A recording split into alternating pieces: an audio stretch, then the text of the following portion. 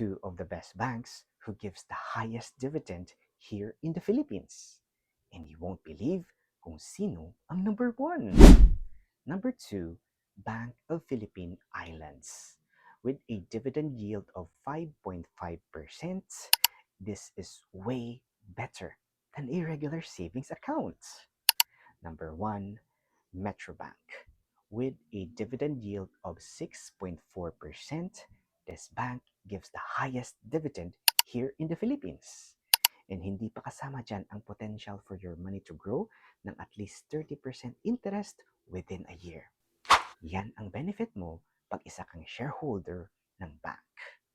Gusto mo bang matuto paano maging shareholder sa isang bank? Just comment down below bank and I'll send you the details.